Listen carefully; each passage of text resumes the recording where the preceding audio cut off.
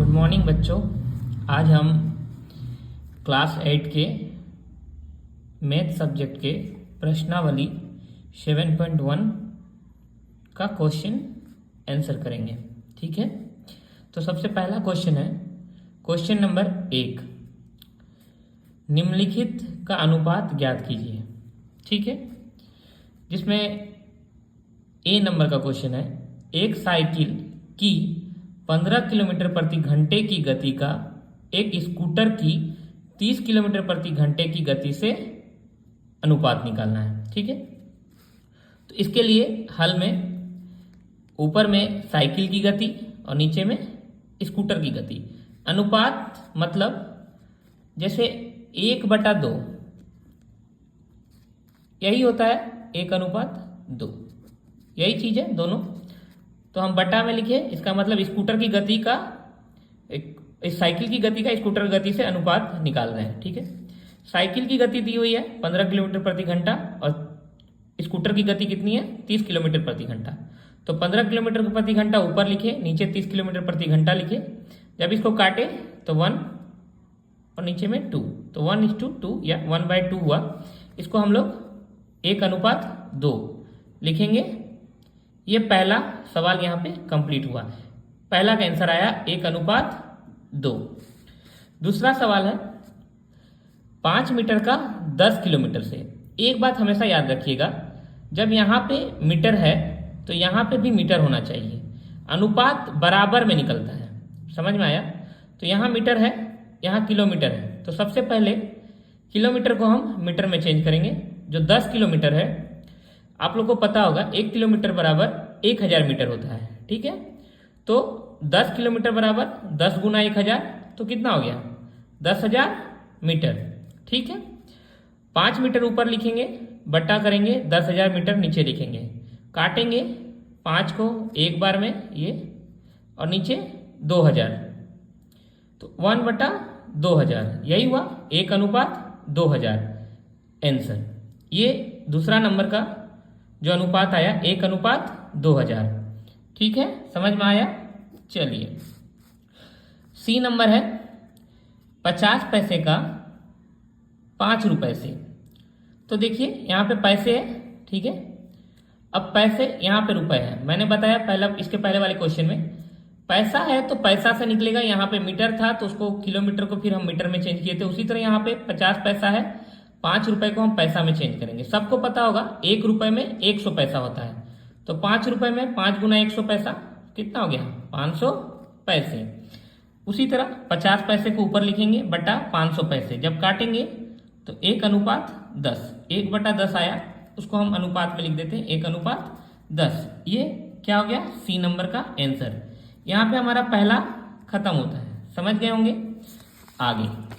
आगे जब हम बात करते हैं तो क्वेश्चन नंबर 2 आ रहा है, दिख रहा होगा आप लोग को।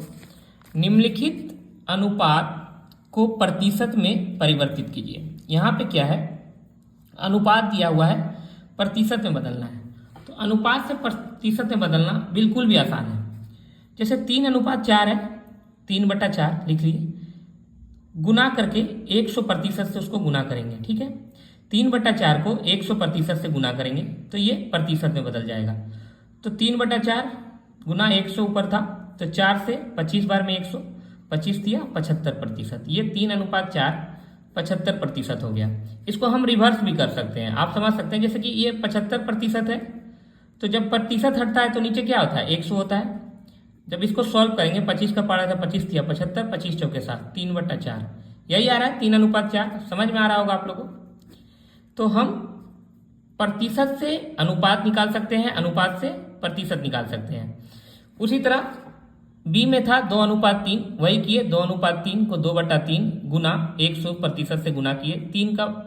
100 को 3 से जब भाग दिए तो 33.333 करके आएगा। हमने 2 अंक लिया है, 33.33। 33.33 को 2 से गुना करेंगे, 66.66% आंसर। ये हो गया। अब बात करेंगे, यहाँ 2 नंबर खत्म हुआ। अब बात करते हैं हम 3 नंबर की। 3 नंबर में है, क्वेश्चन पढ़ेंगे, 25 विद्यार्थियों में से 72% विद्यार्थी गणित में अच्छे हैं। कितने विद्यार्थी गणित में अच्छे नहीं है पूछा गया है, संख्या पूछा गया है। तो सबसे पहले दिया क्या है, तो विद्यार्थियों की संख्या दिया हुआ है 25, ठीक है, ये आप लोग को दिख रहा होगा 25 विद्यार्थी। गणित में अच्छे विद्यार्थियों का प्रतिशत दिया हुआ है 72%, दिख रहा है, देखिए आप 72% विद्यार्थी गणित में अच्छे हैं। तो वही लिखे हम, गणित में अच्छे विद्यार्थियों की का प्रतिशत कितना है 72। तो गणित में अच्छे विद्यार्थियों की संख्या कैसे निकलेगा, तो जितना संख्या था विद्यार्थियों का 25 का 72%, अच्छा था ना 72%, तो उसका 72% निकालेंगे। तो 25 गुना 72% हटाएंगे, नीचे में 100 हुआ, समझ में आ रहा। 25 का पहाड़ा में 4 बार में 100 और 4 का पहाड़ा में 18 बार में 72 कटेगा। यहाँ पे 78 आ गया। ये 78 क्या है, गणित में अच्छे विद्यार्थियों की संख्या है। तो आप बताइए 25 में 18 बच्चा को गणित अच्छा लगता है, तो कितना बच्चा को गणित अच्छा नहीं लगेगा। तो 25 में 18 को घटा देंगे, गणित में अच्छे नहीं विद्यार्थियों की संख्या, तो 25 में 18 घटाएंगे 7। तो 7 ऐसे विद्यार्थी है जिनको गणित पसंद नहीं है, या बोल सकते हैं गणित में अच्छे नहीं है वो विद्यार्थी। समझ में आया। अच्छे कितने हैं 18, पूछा क्या था जो अच्छे नहीं है, तो टोटल बच्चे 25 थे, उसमें से 18 को घटा दिए तो 7, इसका आंसर 7 आया। समझ में आया। यहाँ पे हमारा तीसरा नंबर खत्म होता है। अब बात करेंगे हम 4 नंबर क्वेश्चन की, जो ये रहा। यहाँ देखेंगे आप, एक फुटबॉल टीम ने कुल जितने मैच खेले उनमें से 10 मैच जीत हासिल की है। यदि उसकी जीत का प्रतिशत कितना है 40 था, तो उस टीम में कितने मैच खेले। तो यहाँ पे हम लोग टोटल मैच की संख्या ज्ञात करनी है।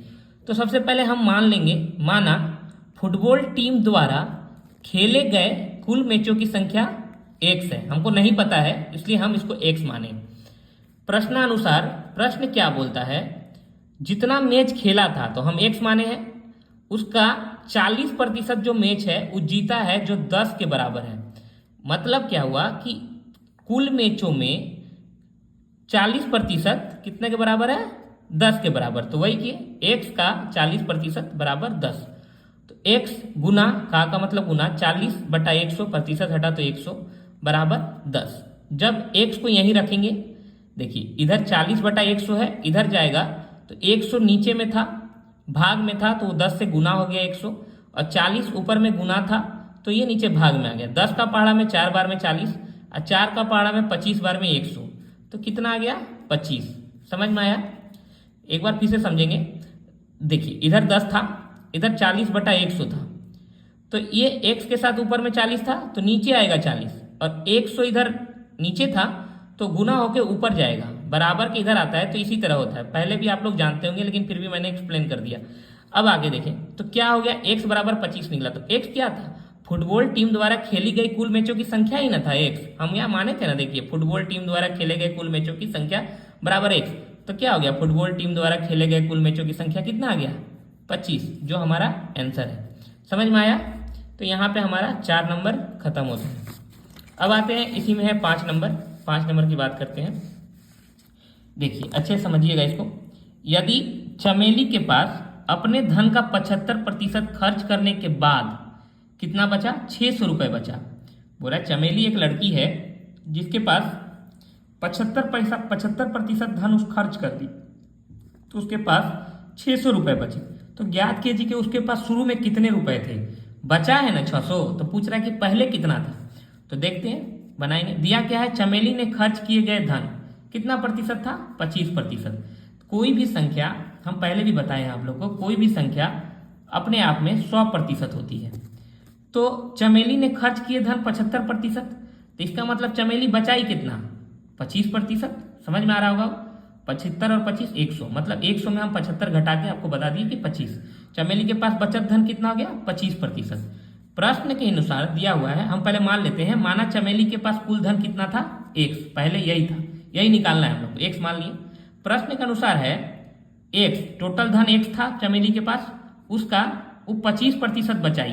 25 से देखिए यहाँ पे लिखा हुआ है 600 रुपये बचे, अब बचाया कितना 25% बराबर 600। समझ में आया।